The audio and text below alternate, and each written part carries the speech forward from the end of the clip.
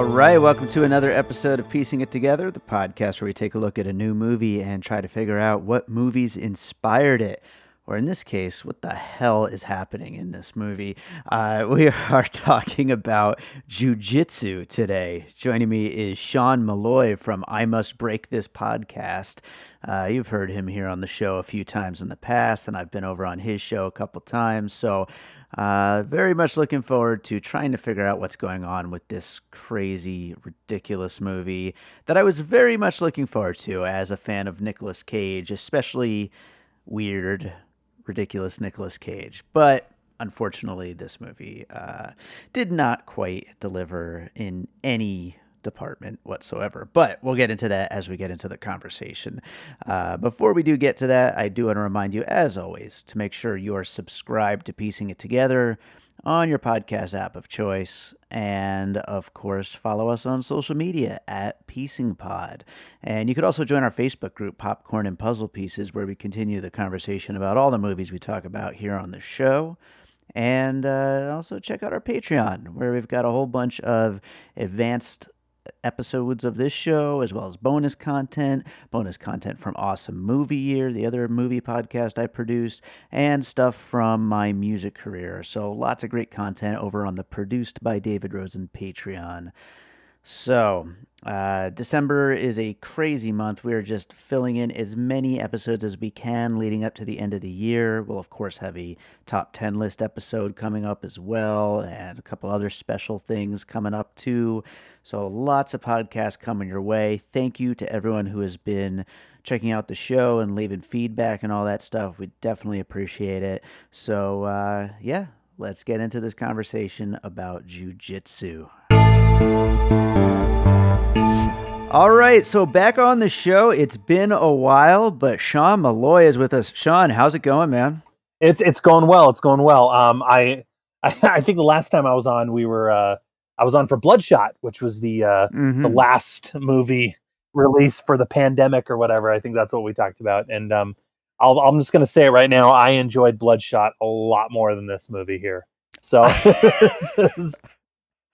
I'll say it right here. I don't even know why we're doing this one, but I think we're gonna have a lot of fun talking about it though, because this movie Jiu Jitsu is just a mess. I don't know. Leading into this, obviously we know that neither of us really like this movie, but did you have high hopes for it based on like the trailer, the concept, the people involved? Was this something you went into open heart, open mind to this thing?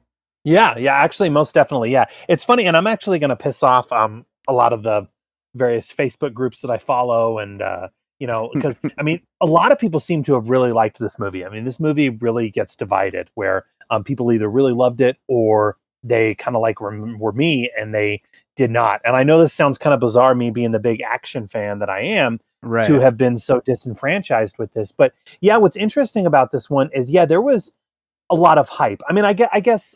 In certain circles, I guess. Okay. The action fan circles, or the ones who follow martial arts cinema. Yeah, there was a lot of excitement for this. And the excitement actually goes all the way back to in pre-production when it was announced. It was pretty interesting. I mean, first of all, you have the title Jiu Jitsu. I mean, that's it. The movie is just titled Jiu Jitsu, named after a martial arts fighting style. And then when you heard the cast, okay, I mean, because it had a pretty promising cast. Had Frank Grillo, who, Frank Grillo has become a name in his own right. Tony Jaa, amazing martial artist. Alain Moussi, who he's a good martial artist, but I think that's about it. He's kind of bland, And then Nicolas Cage, which I have a lot of things to say about Nicolas Cage. So when you heard about the cast, and then in a movie called Jiu Jitsu, it was like, okay, this could be fun. And then what's interesting, I don't know if it was in your neck of the woods, but this actually got a one-night theater release a few weeks back, actually, and then it was put on VOD. But it did get a one-night theatrical release because... So this is eligible for Oscars then? Yes, actually. And, yeah. Okay. So...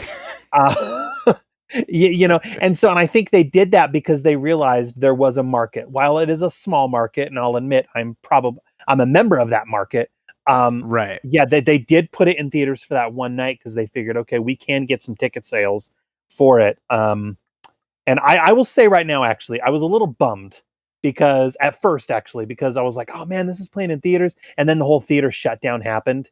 And I was thinking to myself, Mhm. man, I would like to be able to tell people that my last movie I saw in theaters before they all close up for good was Jiu Jitsu. And then I watched it at home on VOD and I was like, yeah, I'm okay. I don't Yeah. think I really want to tell people that, actually.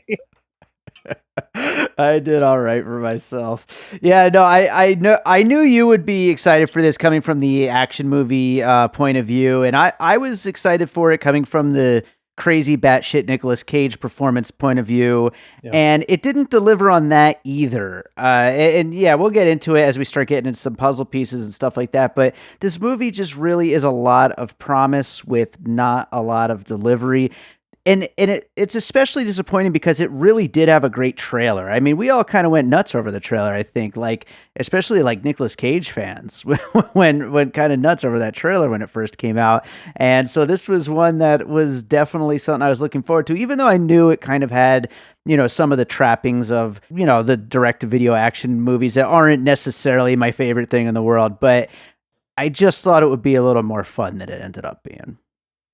To be honest, David, I don't know what in the hell this movie was. I really, I was, completely, just maybe not so much confused, but I mean, so there were two things about this film that really sold me on it when I first heard about its announcement. I think I already mentioned the cast. Now, when you look at the cast, Sure. um, it was very apparent that I think what happened was they had the idea, jujitsu. Okay, they had this idea and they had this title for a film, and then it seems like they almost just kind of went to various agencies and they said, "Hey, who is available? What actors are available in Mhm. the action genre that we can cast?" Frank Grillo, he's available for 2 weeks. Awesome, let's nab him. I don't know what role he'll play, but let's get Frank Grillo. Tony Jaa, are you Right. kidding me? He's amazing. He's Mhm. available for a week. Let's get him as well. And then they were kind of like Nicolas Cage. Ooh, well, Nicolas Cage, he pretty much does weird stuff nowadays. Let's throw him in there as well. And so they had all these, Perfect. actors of the genre in various roles. And like I'll admit, I got a little excited. I will admit right now regarding Nicolas Cage. I mean, he that right there. Can we just say Nicolas Cage? That could be a podcast and a discussion in itself. I think his career, especially of the last 15, 20 years, is fascinating. And I was actually really glad that you invited me on for this because regarding Nicolas Cage, I wanted to, it's interesting because I almost feel kind of bad for Nicolas Cage Mhm. nowadays because I Yeah. feel like he is being treated with a lot of the roles that he is getting nowadays. He's almost being treated as this sideshow attraction because Yeah. there was a time, I mean, long ago, but there was a time where he was in really respectable pictures, really respectable mainstream theatrical releases. I mean, he's an Oscar winner for God's sakes. So I mean, there was Yeah. a period where he was in Leaving Las Vegas and Guarding Tess and The Family Man, these movies that were all mainstream. And then And my I can't favorite movie adaptation. My number one Adaptation, favorite movie. exactly. Yeah, Yeah. yeah. I mean, Yeah. yeah, there you go. I mean, and the guy has acting chops. And I'm trying to pinpoint about when it was, but it seems like it hit a certain point where suddenly all he was getting was these maybe not bizarre roles, but these movies where, like I said, he's being treated as a sideshow attraction, almost where producers are saying, "Hey, Nick Cage, bring out the monkey. Like, we need you Yeah. to bring out the monkey now." I mean, and even that clip that I texted you the other day, he did this, lame, low budget direct to video movie called A Score to Settle, which is not an Right. action movie. It's more of a drama movie. But there is a scene near the end where he's going off, where he's saying beef, beef, and the way he is playing it is so ridiculous, so, just bizarre watching it, that any kind of dramatic tension that was in that movie that was, I'm assuming, intended, is completely thrown out the window. And so I can't help but Right. wonder if when he's getting signed on for these projects, they're just, like I said, they're saying, "Hey, Cage, we need you to plot the monkey. We need you to do that funky cage dance that you do. That's what's selling." Because I mean, if you look at the stuff that he's done within the past few years, he did Mom and Dad, he did Mandy, Mhm. And a lot of people seem to really enjoy those movies. I was kind of mixed on them. His next one coming up is called Wally's Wonderland, where he is, Right. I don't know Yeah. if you've heard Yeah. about this one, but he takes on a Hmm. bunch of like Chuck E. Cheese, Five Nights at Freddy's, like animatronic animals. Like it's like he is so far removed from the days when he was this Oscar winning, person. And you see him in this movie where he's wielding a sword and putting on paper hats. And it's like, what happened? I have to hope that he's just having fun and he just doesn't really care that much about like the weightiness and seriousness of these roles, and it's just I like to put on outfits and play make believe or something, and it's just fun for him, because yeah, otherwise I don't understand why he would choose these roles. It seems like he should be able to get something else. But I did love Mandy, and I know a lot of people liked Mom and Dad. I didn't really like that one as much. I'm still going to stay hopeful for Wally's Wonder World, even though I kind of had the same feeling about that as I had with Jiu Jitsu, that like this is either going to be, amazing or it's going to be just an absolute Mhm. disaster. And so all signs point to that being a disaster, but I guess we'll find out next year. But I'd say let's start getting into some puzzle pieces here with Jiu Jitsu, because there is definitely a lot to get into with this movie as far as, what the hell is happening in this movie. So we'll do that throughout the puzzle pieces though. So why don't we get into your first piece? What do you got for your first piece here? The Mortal Kombat live show. Now, notice how I did not Yes. say Mortal Kombat the video game. I didn't say Mortal Kombat the movie. Mortal Kombat the live show. So back in, I don't know if you remember this or if you have any knowledge of it, but back in 1996, that was the height of Mortal Kombat mania. And so what they did Mhm. is they put together this traveling show that went around to various arenas, and it was pretty much like the Disney on Ice, but with the Mortal Kombat characters. So all of the dialogue and everything was pre-recorded, and they did this big long. I mean, it was, you can find it on YouTube, and it is absolutely ridiculous. And the only reason I bring that up is because, okay, when you have a movie called Jiu Jitsu, okay, you Mhm. go into it, with the expectation of there being some spectacular fight sequences.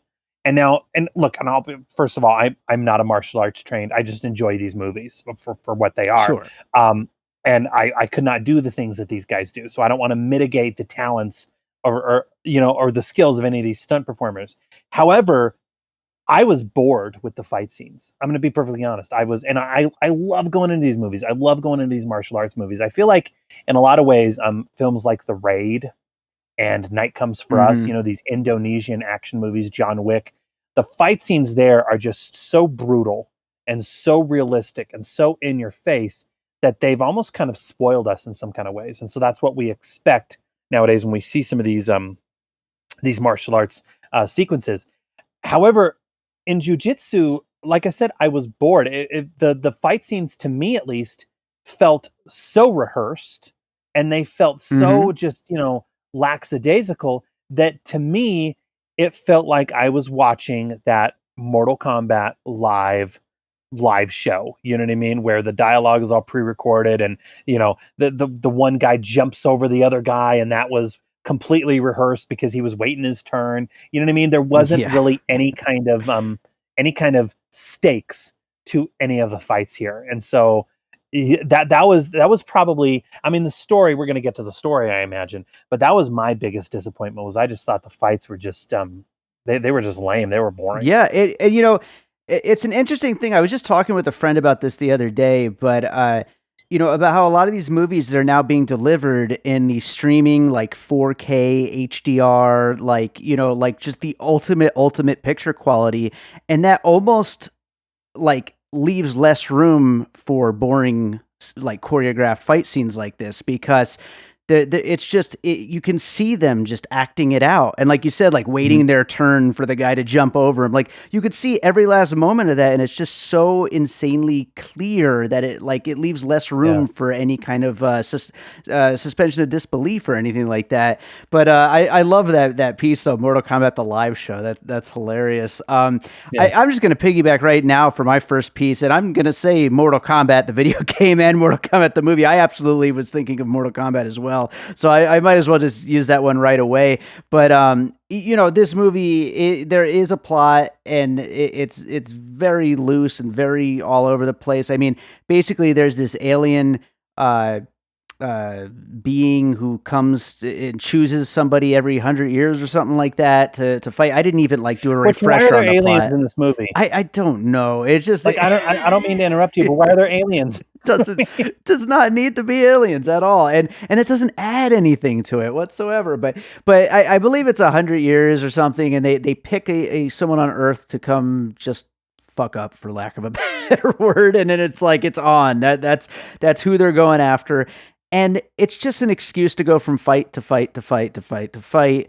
And, which is essentially what the whole Mortal Kombat plot is, just such a very loose plot. And I do think, if I'm not, I didn't look this up or anything, but if I remember correctly, I think there was something in the Mortal Kombat video game plot line that the tournament happens once every X amount of years, where it's that's when everybody has to start fighting again. So I don't know. That might be correct, might not be correct, but I'm going to use it anyway as part of my puzzle piece here. But yeah, so Mortal Kombat in general. So obviously we got you with the live show, but I'm also throwing the video game and the movies in there as well.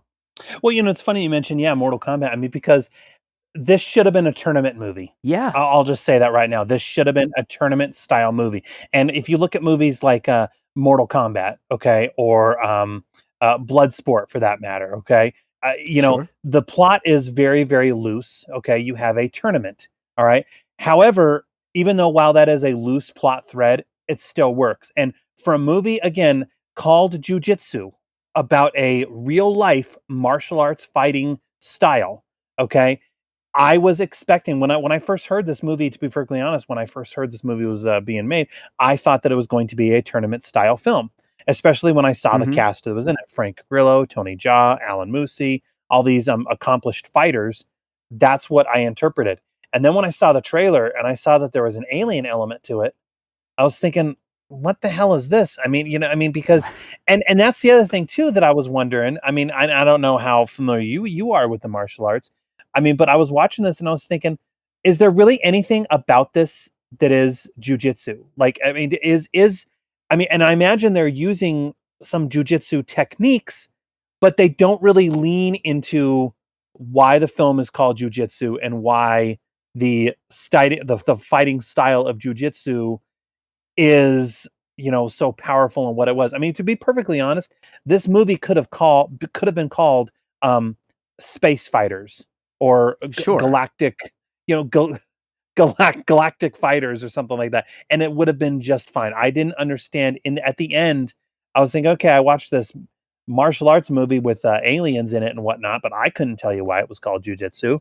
And I think if it was a tournament style film where all of the fighters are learning that particular style, and who is, in the end, the tournament is to find out, okay, who is the best jujitsu master, that would have made sense.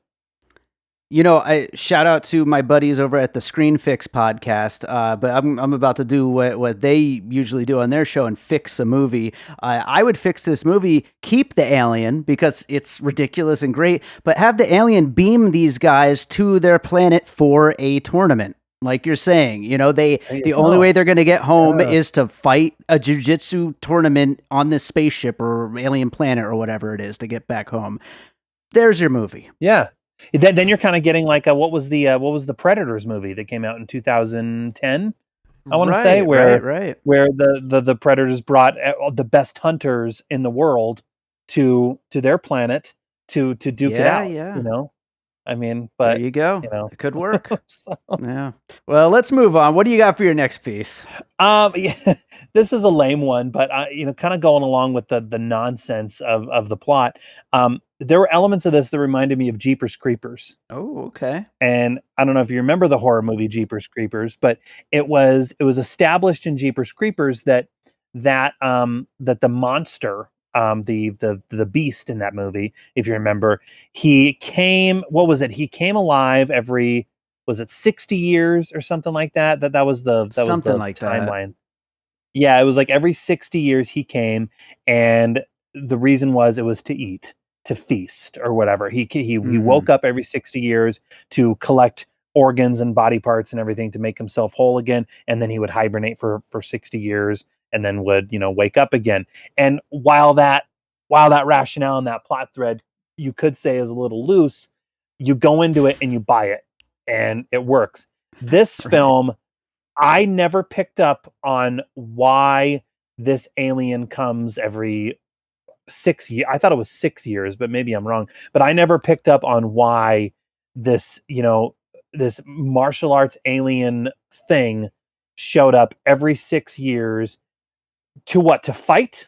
I didn't get that. He shows up every 6 years. It just picks somebody to fight. To kick everyone's ass, and then he goes back for what purpose? At least with, the Predator movies, again, it's loose, but at least with the Predator movies, we know that the Predator comes to Earth to hunt. Okay, because it's like sport for him. On his planet, he hunts humans because that's like sport. And then he comes back with a trophy, and I guess that's his vision. That's the alien's vision quest, where he can prove that he's a grown whatever. I mean, it's lame, but it works. They don't give it, even when Frank Grillo and Tony Jaa are given Alan Moussi's character the necessary exposition. It's just so lame, because I think even they use he comes every 6 years to fight. Why? Right. Like, what is this here? Because that's what we need, apparently. And by the way, I love that the monks and all the people who know about this don't do shit about it. Like they have like no plan in place until there just happens to be this fighter who's going to fight back. No, they are in the film purely to give the exposition, and they do something else, David, that, in my opinion, I think is just lame. I think it's lame writing, but they do this thing where, okay, obviously in a film like this, you need that human component, you need that human vessel for the audience to connect with and kind of learn about this world, right? I mean, we see this in movies all the time. You have that human element who is kind of entering this new foreign land, and we're kind of learning it with the character. And so what they do with this one is they make that human component the Alan Moussi character, but he has amnesia. And we're never really given a clear indication for why he has amnesia. And they only do this. The only way I could pick up on why they did this was so that the other characters could pretty much fill him in and give the exposition, which was so lame and so lazy. You know what I mean? Totally. That's, I don't know. I gotta imagine, like, we're kind of like talking around this idea that they started with the title Jiu Jitsu and then just kind of threw shit at the script, like whatever they could possibly fit in there to just like flesh out some kind of a movie, but they really didn't have a plan in place. It seems like no, they didn't. It was it feels like one of those things, to be perfectly honest. Again, they had the title Jiu Jitsu, they had the actors attached, and it almost felt like they were writing the script as they went along. And almost, to be perfectly honest, it felt like they were choreographing the fight scenes as they went along as well. Yeah, absolutely. Well, you did a horror movie there, so I'm gonna go with a horror movie that I had on my list as well. And this is a very basic little comparison here. But at the beginning of the movie, there's a girl who basically tells them this ominous message that they're all going to die if they go out into those woods or whatever. And it reminded me of Friday the 13th, where there's the dude who gives the ominous message that you're all doomed, So I thought of the Friday the 13th movies, which I just got done binging last month, and they were a lot of fun. They are a lot of fun. I mean, and look, the killer Jason, I mean, he has a rationale. He has for doing what he does in those movies. It makes sense, and it's all you really need for all 10, 11, whatever movies they've made. This, I don't understand why this alien comes to Earth through that portal, which everybody seems to know about, but again, they don't. They don't do shit. They don't. Oh man, it was so frustrating. So bad. All right, what do you got for your next piece? Well, if you want to see a film that does combine science fiction with martial arts, and you want to see one that's done right, I would say check out Beyond Skyline.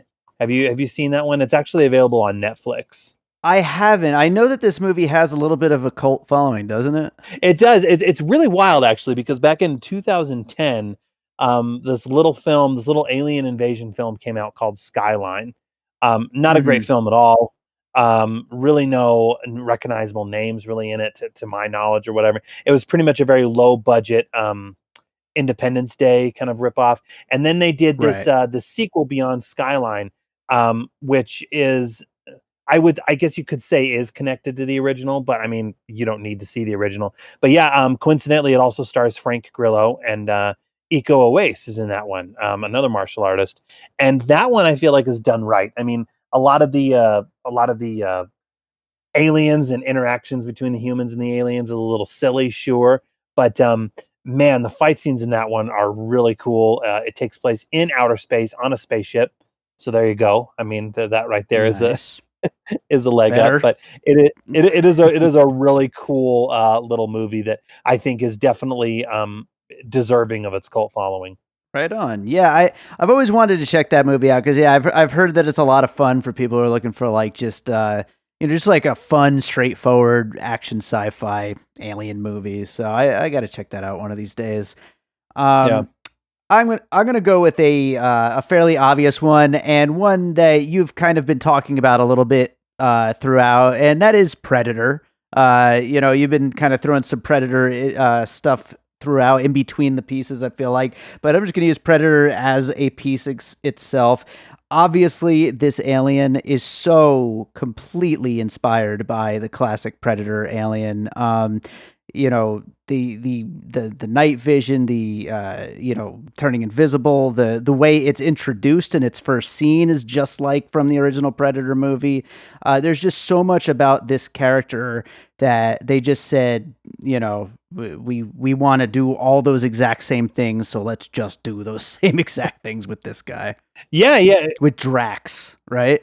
yeah, yeah. It feels like they were writing the script and they started filming and they just said, "Let's bring in a predator alien because Yeah, that's cool." Which coincidentally, I mean, the last Predator movie that came out was a huge bomb and a big disappointment. So it's not like fans yeah. were like, "We need a predator alien here in this film."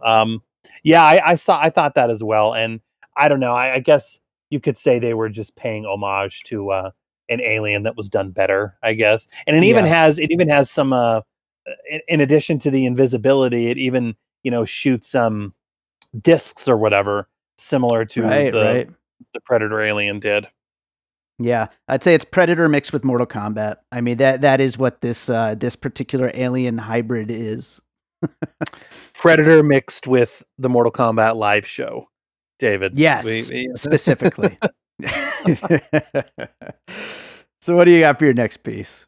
Well, this one it's interesting because the director has some chops. I will say. The director's name is Dimitri Logothetis, and he did his previous film that he did was Kickboxer Retaliation, Mm, starring Jean Claude Van Damme. It's actually the sequel to the Kickboxer reboot that came out, and actually that film is very well done. It's a very simple meat and potatoes fighting movie.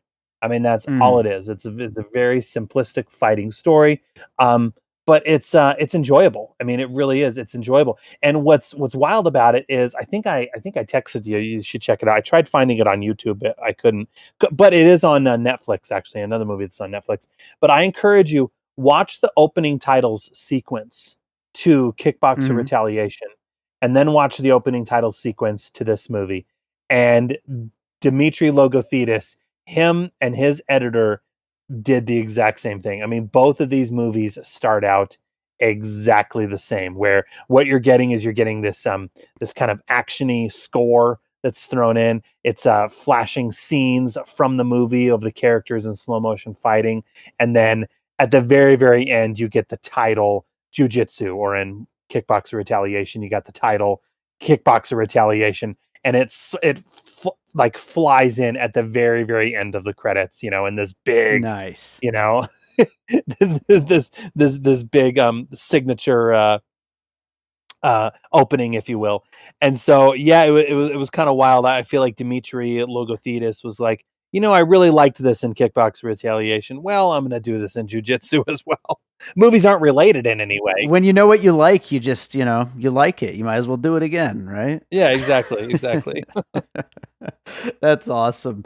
I I also like in the opening when you're seeing like the outer space segments and the just those like just like Nintendo 64 level like spaceships and like rocks like asteroids and stuff like that. They just look so bad. The outer space sequences. They're just Well, terrible. that's funny too, because that's also kind of, I mean, look, I haven't played a video game in years. Like it's been well over 20 some odd years, but I remember as a kid playing my NES. And if you remember the NES back in the 80s and the 90s, they had a video game of just about everything. And a lot of the games that were out made no sense whatsoever. You had Sure. ninjas fight. I mean, I can't name any games particularly, but there were games out there where you had in one single game you had ninjas fighting robots and fighting aliens and fighting soldiers. I mean, it making no sense whatsoever. And to an extent, that's almost what this felt like to me. It felt Yeah. like one of those, not just any video game, David, but it felt like one of those nonsensical games from 1989, 1990. No, absolutely. It's funny. We were just doing an episode over on Awesome Movie Year on Streets of Fire, and I brought that up about how it's like you just throw in absolutely any and everything into this movie, and it just feels like a video game because that's how some video games really just create their world. It's like anything could possibly happen in this world. Yeah, yeah, and maybe perhaps, I mean, I hate to keep dogging on this film, but maybe perhaps a story like this might have been better serviced if it was a television series, or at the very least a series of games or something like that. Then maybe they could have Sure. spent more time fleshing out the characters and the story, and for God's sakes, the style of jujitsu. Like, let me know Yeah. why this is the supreme fighting style. Yeah, right. Well, I'll go into another piece here. I'm gonna go with Hardcore Henry, the POV first person action movie, and there's a bunch of sequences in this that try to do that. I don't think that I only saw that movie once back when it first came out, and I don't remember it being particularly that great. The sequences aren't done that great here either. I don't know if that kind of POV action really works as an idea. I think it's just something to try, but strapping a GoPro to someone's head and then having them run and kick ass I guess it's kind of disorienting, and it especially doesn't work when it's in the midst of, like we've been saying, just kind of just a long, uninspired action sequence. It's a gimmick. I mean, that's Yeah. all it was. That movie was just a great big gimmick. But yeah, no, that makes total sense. I haven't seen that one since it came out, and I remember at the end, just feeling maybe not so much confused, but I had a headache afterwards. Yeah. With what I had just watched. I thought you were going to say you barfed. Yeah, well, yeah. I heard some people actually had that same reaction as well. So. So what do you got next? I only got one more piece after that. Yeah, it's funny because when I got finished watching this, it made me really want to go back and watch The Quest with Okay. Jean-Claude Van Damme. Again, another Van Damme piece. I don't know if you're too familiar with The Quest or not, but that was the film that he actually, it was the film that he directed. He helped co-write it, and he directed and starred in it as well. And it's pretty much, it's another variation on the tournament film. He had done Bloodsport, so he decided to kind of go back to that well and do another Right. Bloodsport. But what's really cool about that one is, look, that movie it's pretty much just fight scene after fight scene after fight scene.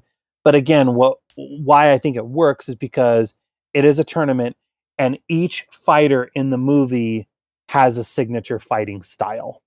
Okay. And that's what's so cool about it. You have, I mean, and on one hand, you can look at it, and the film is kind of stereotypical and because, okay, the fighter from China happens to be a big sumo wrestler, and the fighter from Scotland is just so happening to wear a kilt or whatever. And then the fighter from Spain is like a bullfighter. It's kind of, you know what I mean? Street So Fighter. it's pretty much, yeah, it's a better version of Street Fighter than the Street Fighter movie that Van Damme did. But in the end, like I said, each fighter has their own fighting style, and the movie is kind of proving, okay, what is the supreme fighting style of everybody here. And yeah, it's goofy, it's a dopey movie, but in the end, it is fun, and with better choreographed fight sequences, I have to say, than this one. That actually does sound like a lot of fun. I feel like I might have saw it back when it first came out back in '96, but I don't really recall. But it sounds like it would be a lot of fun, especially as a fan of like, all fighting games in general, Street Fighter, Mortal Kombat, all of them. It sounds like it would be like kind of the best movie version of that. It is. It is. Like I said, it is. It is a better adaptation of the Street Fighter video game than the Street Fighter movie. Coincidentally, also starring Jean-Claude Van Damme. I feel Right. so. Very strange. Well, I will go with my last piece then. And normally when we talk about puzzle pieces on this show, it's more of inspired by or, reminded me of certain aspects of other movies. But for my last piece, I am going to go with just in general asylum films, which are normally not inspired by other movies, but are just straight up ripping off whatever the big thing is of the moment. And this just feels so much like a lot of the things we talked about during this conversation. It's just ripping off Predator into a movie that is ripping off, a lot of these great martial arts movies and stuff like that. And it just feels like it's, people love those movies. Let's just make one. They're cheap to make. Let's just, throw it out there, put a few stars in it for like 10 minutes each, and that's good enough. We could slap them on the poster and on the front of the artwork, even though Nicolas Cage, like we said, is like in this movie for like 10 minutes. Tony Jaa, I'm not even sure how long he was in this movie. Not very long either, I don't think. But it's just like making just a very basic ripoff of the general premise of some of these much, much better ideas, which is just what Asylum has kind of built an empire on. So, but so that's the last piece. Yeah, they have. I mean, if this did not have the cast that it did, this would have been an Asylum movie. I mean, it would have Yeah, either been an Asylum exactly. movie or it would have premiered on the Sci-Fi Network. I mean, Yeah. without a doubt. I think the fact that this miraculously got the cast that it did is what puts it a level above those other ones. But in the end, the story is nothing different than would air, or excuse me, premiere on the Sci-Fi Network. Right. Absolutely. Absolutely. And by the way, just randomly something that I just realized we haven't even mentioned at all yet is the comic book paneling before some scenes. Yes. Such a just strange choice. And especially the fact that it didn't even look like they got someone to draw those panels. It's just like like an Instagram filter that makes it look cartoonish almost. Like, it's Mhm. not even like a real full on cartoon. I just thought that was hilarious. Well, that offended me, to be perfectly honest, because because I mean, first of all, I mean, it kind of reminded me of Ang Lee's The Hulk. If you remember Okay. the Yeah. Yeah. 2003 Ang Lee movie, the Hulk adaptation, the first Hulk movie that we got, it's weird because with that one, Ang Lee was doing the same thing. He was transitioning scenes by kind of doing comic book panels, like he Mhm. was purposely trying to remind the viewer, hey, our film is based on a comic book, which it's Yeah. kind of like, look, anybody in the world who is going into a Hulk movie, okay, knows that that character is based on a comic book property. So we do not need the Right. reminder of it, you know what I mean, blasting us in the face. So with this particular film, while it was not based on a comic book, it was just odd because it's like they were, well, this is like something that would appear in a comic book, so we are going to transition our scenes like we would a comic book panel. And it was kind of like, no. Like in my opinion, like I said, No. I felt a little insulted. I was like, oh, I don't need this. You go into a movie called, I mean, let's face it, David, you go into a movie called Jiu Jitsu with martial artists and aliens. I know going into, if they had told me there is a comic book based on this or whatever, I would have said, okay. Cool. Yeah. I'm not going to go out and read it though. Why do I need that visual reminder between scenes? And like you said, it's one thing if the art was cool. If the art was good, then okay, I might give it a few, a few notches above that. But like you said, it looked like it was some kind of what'd you say, like a Snapchat Like a filter or like an filter. Yeah, yeah, it looked like a exactly. filter that it was just like, well, they're not even trying here. Yeah, I guess that's I don't know. I guess it adds a layer to like tie it into again the things that they're trying to so hard to kind of emulate and rip off. I mean, they're just really trying to tie into what's hot in a way. Yeah, and if this is what's hot, then maybe I need to find a new genre to to be passionate about here. But yeah, no, it was I was disappointed. I'll be honest with you. And I know a lot of people loved the movie, and I know a lot of people are thinking, considering the nature of my podcast and the nature of the films that I like to discuss, that I'd be a little more praising of it. But I was not, which is really unfortunate because I had high hopes for it. I mean, I was pretty psyched Right. when I first heard about it in production and everything. I was really looking forward to it. And then when I saw that it was going to be in theaters one night, and I couldn't go that one night to see it, I'll admit I was a little bummed. Right. Maybe there's a reason why it was only one, one night. I think everything worked out in my favor. In the end, Yeah. David, I think if we go down in history to where when people say, "Hey, what was the last movie you saw in theaters?" and I tell them, "Oh, the last movie I saw in theaters was Let Him Go." There's nothing wrong with that. I am perfectly happy saying that. That's more Pretty respectable good movie. than if I had to say, the last movie I saw was Jiu Jitsu, man, and that was a suck. Oh, would that be a bummer? All right. Well, I'm going to go ahead and do the finished puzzle then for Jiu Jitsu, and then we'll get into some closing thoughts here. Finished puzzle includes Mortal Kombat, the live show, as well as Mortal Kombat, the movie, the game, everything Mortal Kombat, Jeepers Creepers, Friday the 13th movies, Beyond Skyline, Predator, Kickboxer Retaliation, Hardcore Henry, The Quest, Ang Lee's The Hulk, and then Asylum films just in general. So that is our list. Do you have any other like thoughts that we didn't quite get into when we were going through all the puzzle I pieces? mean, this is very desperately trying to be a video game, trying to be a comic book. What's interesting though is it has none of that. It has none of those foundations, if you will, to where Hmm. it's pulling from. It's really wild because it's like it's trying to create its own world or its own franchise, but it doesn't have any of that source material that it's pulling from, Yeah. which is really unfortunate. If this had been made 15, 20 years ago, I think we definitely would have gotten a video game based on it. Excuse me, maybe more like 30 years ago, maybe we would have gotten, because they were Yeah. doing video games based on everything back then.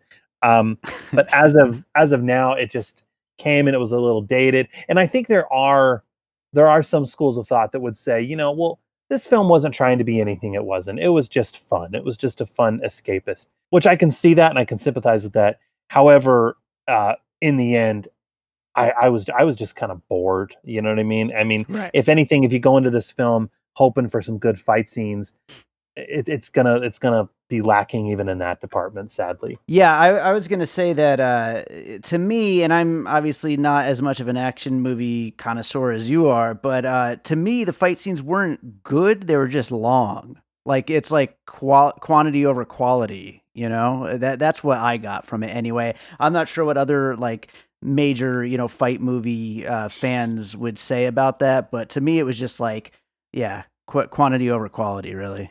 Yeah, well said. Yeah, no, I agree with you completely. But yeah, I think if you want a goofy fighting style movie, then check out, like I said, The Quest, Kickboxer Retaliation, or if you want some for some really impressive fight sequences, and you have a Netflix account, then I think check out The Night Comes for Us. That one, still to this Oh day, yeah. could be one of the most brutal fight films ever. Fantastic.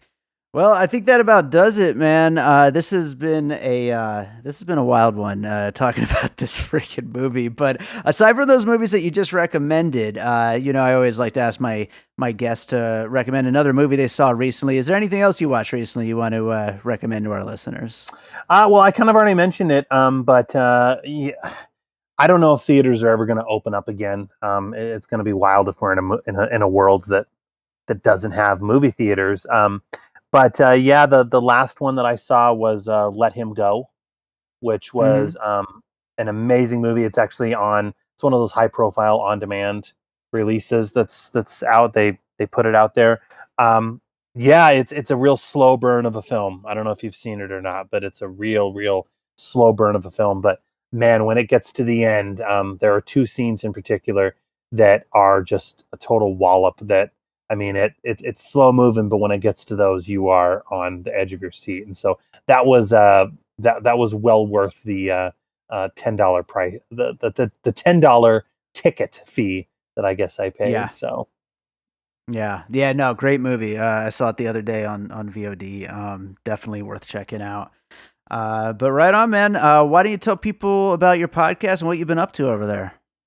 yeah, I must break this podcast, the Dolph Lundgren fan podcast, where we go in chronological order, reviewing, analyzing, and discussing the films of the great thespian that is Mr. Dolph Lundgren. And in between the movie review episodes, we always have an interview episode. So I've been very fortunate. I've gotten to speak with some really cool guests who've directed many of Dolph's films or who have written many of Dolph's films. And so, yeah, even if you're not a fan of Mr. Lundgren, I'd like to think that anybody who is interested in low budget, independent action cinema would enjoy many of these conversations. So, and I can only imagine you, David. I don't think you ever anticipated when you started up your podcast that you would have the host of the Dolph Lundgren fan podcast coming on multiple times. So I do appreciate it. Or that I would be a guest on the Dolph Lundgren fan podcast multiple times. So, Well, and you know. we actually just before we were recording, we discussed the next episode that you've agreed to, where we're going to be talking about Dolph's TV work, the television shows that he has guest starred on. So that'll be a fun I episode. can't wait. It's going to be a blast. Well, I'm looking forward to that, and I am glad to have finally gotten you back here on the show. And yeah, man, thanks again for doing it. Yeah, thank you very much. Have a good one. This is JC And the Lady One. from Screen Fix Podcast, Come listen to our show where we provide gentle edits and sometimes change the whole movie. to fix a movie we're watching. Have you ever walked out of a movie and said to your friend, "That was pretty good, but you know what they should have done?" That's this show. Listen along and share your fixes with us. Find Screen Fix anywhere you listen to podcasts Oh, and follow us on Twitter and Instagram. at ScreenFixPod. All right, so I hope you enjoyed that conversation with Sean Malloy about Jiu Jitsu. Go check out his podcast, I Must Break This Podcast. I am getting ready to watch a few of those Dolph Lundgren TV appearances so I could join him on an upcoming episode. That should be a lot of fun. And I also gave a shout out to Screen Fix Pod. Go make sure to check those guys out as well. Always a fun show to listen to. And yeah, as always, I want to thank you all for listening to this podcast. If you're out there and you're enjoying the show, we would love it if you'd rate and review us over on Apple Podcasts or Podchaser. And of course, make sure you're subscribed wherever it is you listen to podcasts. We have a lot of podcasts coming your way over the next few weeks. So many episodes coming. It's actually really difficult to get them all scheduled between, this is supposed to be a Friday show, but we've got Monday and Friday every week in December, and maybe even we'll squeeze in a third one here and there just because there's so many movies to cover. And, I don't want to push it till next month. Then there'll be more movies to cover. So I don't know. We'll figure out where to put them if you keep listening. So thank you so much for being out there. Also, don't forget to follow us on social media at Piecing Pod and join our Facebook group Popcorn and Puzzle Pieces, and to check out our Produced by David Rosen Patreon, where we've got bonus content from this podcast, awesome movie year, my music, whole bunch of stuff. And speaking of my music, let's close this episode out with a piece of music like we always do. I am going to go with a track called The Master.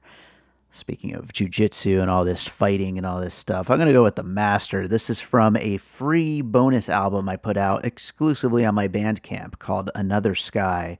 And I always love this track. I'm eventually going to take all these bonus tracks and combine them into some kind of release that will be more official and available on, the iTunes and the Spotify and Apple Music and all that. So that way you can listen to it along with the rest of my albums. But I've always loved this track, so enjoy it. It's called The Master.